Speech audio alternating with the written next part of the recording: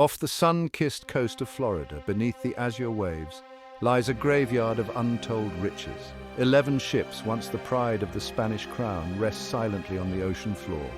Their holds, once bursting with New World gold, silver and jewels, are now ghostly tombs. This is the final resting place of the 1715 treasure fleet. A monstrous hurricane lay in wait. It descended upon the fleet, swallowing dreams beneath the waves, a trail of wreckage stretching for miles along the Florida coast.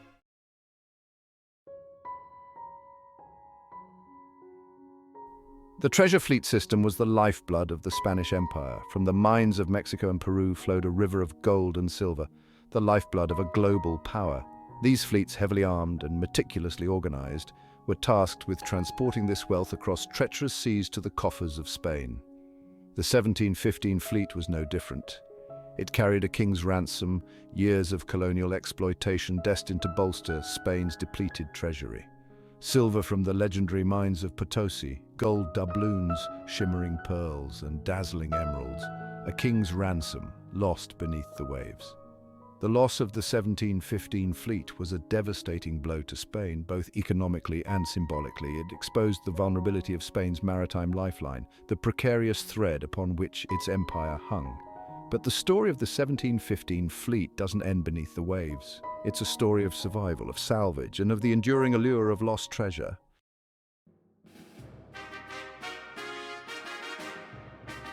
By the 18th century, Spain stood as a colossus, its empire a vast tapestry woven across continents.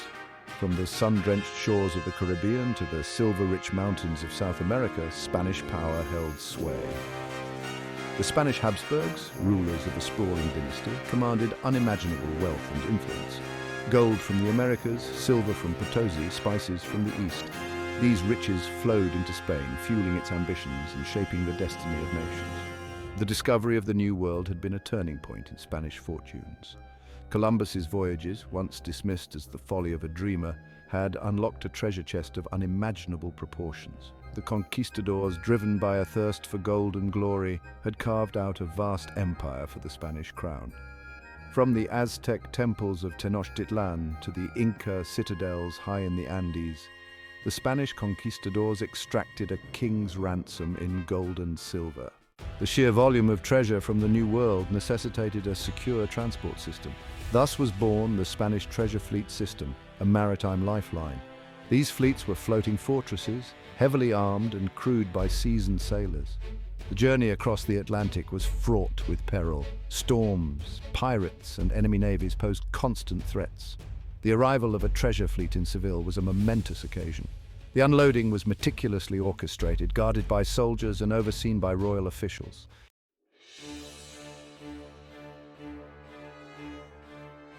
The Spanish treasure fleet system was not invincible.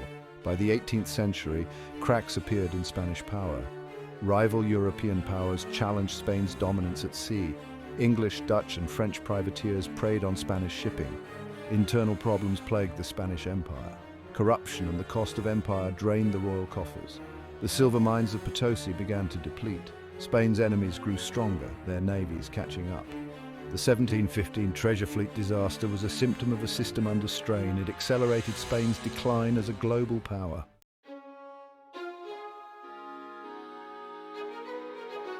Under a blazing tropical sun, the 1715 treasure fleet prepared to depart Havana. 11 treasure ships, their hulls heavy with the riches of the New World, rode at anchor. Flags fluttered, sails billowed, and the air buzzed with activity. For the crews, it was a bittersweet moment. The promise of home mingled with the trepidation of a long and perilous journey across the vast Atlantic. Leading this mighty convoy was the Capitana, the flagship, under the command of General Juan Esteban de Ubilla. A seasoned mariner, Ubilla carried the weight of Spain's expectations on his shoulders. The safe arrival of the fleet was paramount, for Spain, teetering on the brink of bankruptcy, desperately needed the influx of New World wealth. On July 24, 1715, the order was given, anchors were weighed, and the fleet began its slow procession out of Havana harbor. As the ships cleared the harbor mouth, they caught the easterly trade winds, filling their sails and propelling them northward. The journey had begun, a journey laden with riches but also fraught with danger. The The first few days of the voyage passed without incident, but unbeknownst to the sailors, a silent menace was brewing in the south. By July 30th, the storm had gathered momentum, transforming into a monstrous hurricane. The once orderly formation of ships dissolved into chaos as the hurricane bore down on them. Fury unleashed, the hurricane's wrath. The full fury of the hurricane struck with terrifying suddenness. Winds tore at the ship's sails, ripping them to shreds. Towering waves crashed over the decks, sweeping men and cargo overboard. The ships, once symbols of Spanish might, were now helpless playthings. The Capitana was no match for the hurricane's wrath. Battered by relentless waves, its hull began to splinter and crack. Water poured into the hold, dooming the ship and all aboard. One by one, the other treasure ships succumbed to the same fate. The hurricane raged for hours, its fury unabated. When it finally subsided, only a single ship had survived. The rest lay shattered along a 50-mile stretch of the Florida coast. Stranded survivors and a shattered coast. As the storm's fury abated, a scene of utter devastation unfolded along the Florida coast. The once pristine beaches were now littered with the shattered remains of once mighty ships. The air, heavy with the stench of salt and seaweed, was punctuated by the cries of the injured. Of the more than 1,000 souls aboard, only a few hundred survived. Many were badly injured, their bodies battered and bruised by the storm's fury. They were a motley crew, sailors, soldiers, merchants, and priests. Stranded in a hostile wilderness, they faced hunger, thirst, and disease. News of the disaster spread slowly, carried by exhausted survivors. The news sent shockwaves through the Spanish colonial administration. The loss of the treasure fleet was a catastrophe of unprecedented proportions. Spain responds salvage operations and the race against time. The Spanish crown reacted with desperation and determination. Salvage operations were immediately ordered. Time was of the essence. The longer the treasure remained submerged, the greater the risk. Divers braved treacherous currents and sharks. They toiled tirelessly, bringing up chests of treasure. The recovered treasure was carefully inventoried and transported. The hurricane season was far from over, adding urgency to their task.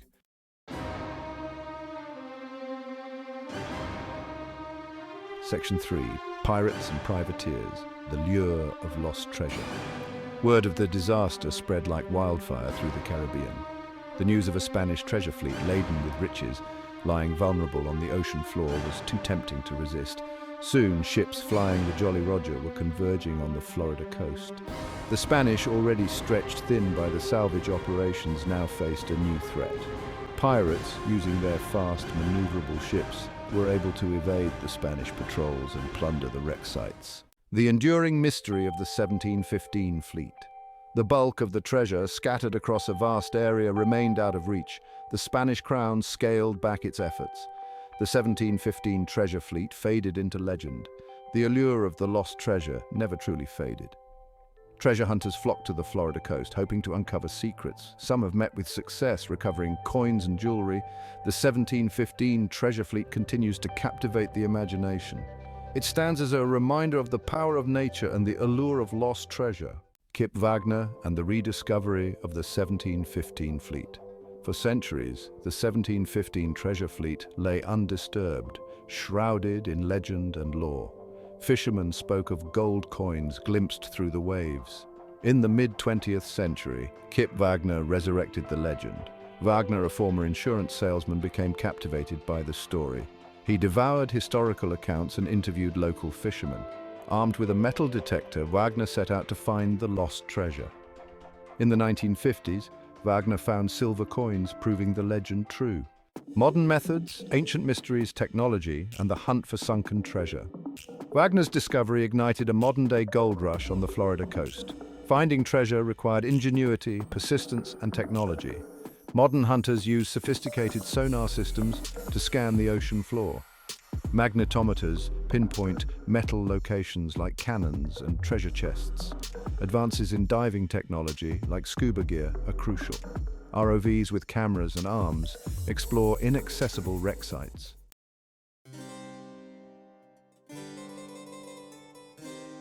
Artifacts and insights from the deep. The 1715 treasure fleet hunt was about rediscovering history. Each artifact told a story of the people and the empire they served. Personal items like a silver crucifix, a child's toy, and a leather-bound book offered glimpses into their lives. Navigational instruments revealed the challenges of 18th century seafaring. These devices showcased the skill of Spanish navigators.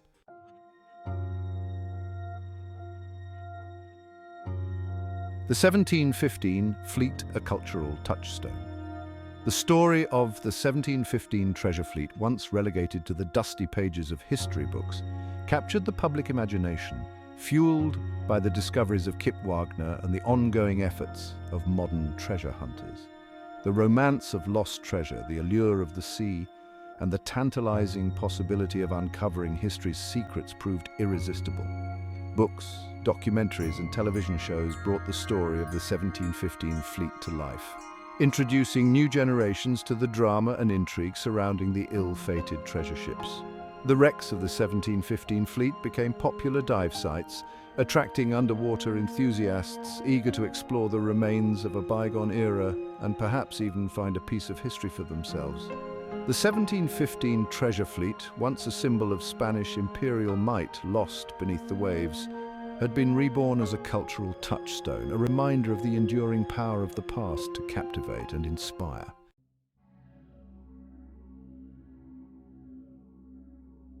A king's ransom, Spain stakes its claim. As news of the 1715 treasure fleet's rediscovery spread, the Spanish government took notice. Spain had neither forgotten nor relinquished its claim to the fleet and its precious cargo. These ships, once the pride of the Spanish crown, carried a king's ransom. The Spanish government asserted that the 1715 fleet remained the property of Spain.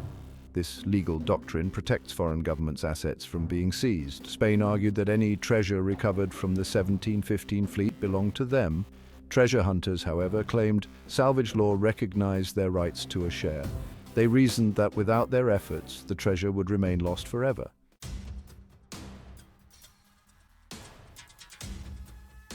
Treasure hunters and the law finders keepers. The legal battle over the 1715 treasure fleet's ownership played out in courtrooms. Treasure hunters, Spain and Florida vied for salvage rights. The legal landscape was complex and often contradictory. Shipwreck location and nationality determined ownership. A key issue was the distinction between treasure and cultural heritage. Spain sought artifacts of historical or cultural significance.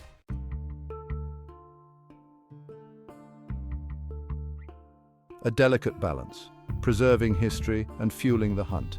Legal battles over the 1715 treasure fleet's ownership highlight the tension between preserving history and rewarding discovery. Returning artifacts to their origin allows for study and preservation.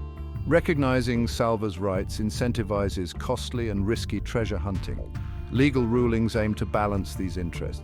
Spain acknowledges treasure hunters' role in recovering lost riches. Agreements grant salvage rights with a share of treasure going to Spain. Exceptional artifacts return to Spain. Treasure hunters keep a portion. This framework continues exploration while preserving history.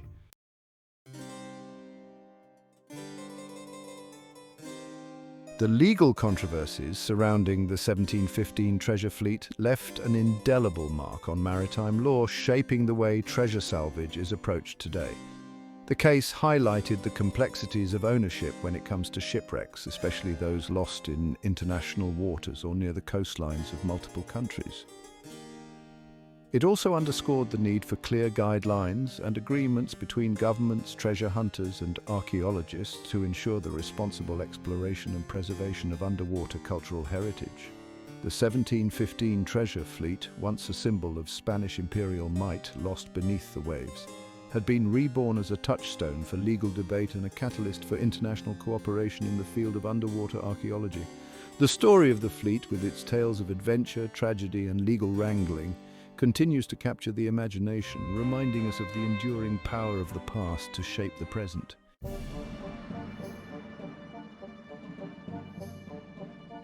The allure of lost treasure, the drama of a maritime disaster, and the enduring mystery of the 1715 treasure fleet have captivated imaginations for centuries, weaving their way into popular culture through books, films, television shows, and video games. The story of the fleet, with its blend of historical fact and tantalizing speculation, has proven to be fertile ground for storytellers. One of the earliest examples is the novel The Hurricane's Secret by Merle Consteiner, first published in 1956. The 1715 fleet has also made its way onto the silver screen, most notably in the 1961 film Gold of the Seven Saints. Though loosely based on historical events, the film captured the spirit of adventure and the allure of lost treasure. In recent years, the 1715 fleet has been featured in documentaries, TV shows, and video games. From the History Channel's Beyond Oak Island to the Travel Channel's Expedition Unknown, the story of the 1715 fleet continues to fascinate and inspire. The 1715 treasure fleet disaster has left an indelible mark on Florida's history and culture. This region, known as the Treasure Coast, derives its name from numerous shipwrecks.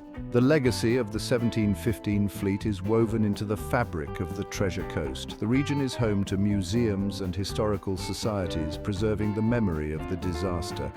One notable institution is the McClarty Treasure Museum in Vero Beach. Visitors can explore salvaged Spanish ships and recovered artifacts.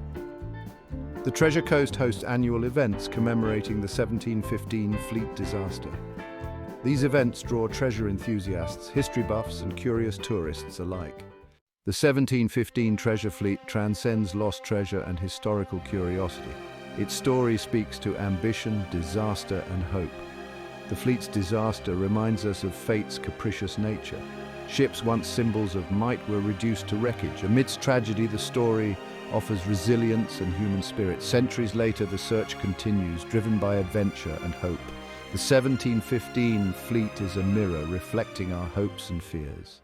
Beyond the allure of lost treasure, the 1715 treasure fleet offers a unique window into the past, providing valuable insights into the 18th century. The artifacts recovered serve as tangible links to a bygone era, allowing historians to piece together the story of the people who sailed on those ships. The 1715 fleet's cargo manifests are a treasure trove of information for historians. These documents provide a detailed snapshot of the trade goods flowing between Spain and its colonies. The artifacts paint a vivid picture of life aboard the ships and in the wider world. The 1715 treasure fleet is more than just shipwrecks. It is a time capsule preserving a moment in history.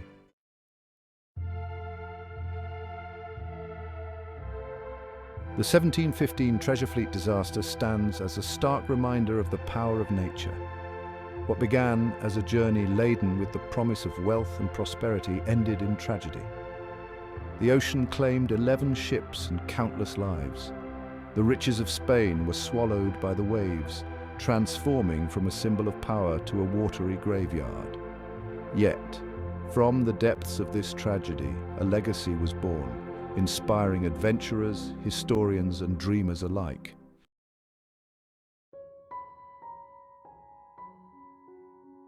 The hunt for the 1715 treasure fleet is far from over. While significant portions of the treasure have been recovered, the vastness of the wreckage sites and the challenges of underwater exploration mean that countless artifacts and untold riches likely remain hidden beneath the waves. The ocean, it seems, is reluctant to relinquish all of its secrets. Modern technology, from advanced sonar systems to remotely operated vehicles, continues to push the boundaries of underwater exploration, offering new tools and techniques for uncovering the secrets of the deep. Each discovery, each artifact brought to the surface, adds a new piece to the puzzle, helping us to paint a more complete picture of the 1715 fleet and its final moments. The 1715 treasure fleet, once a symbol of Spain's imperial might, now serves as a poignant reminder of the fragility of human ambition in the face of nature's awesome power.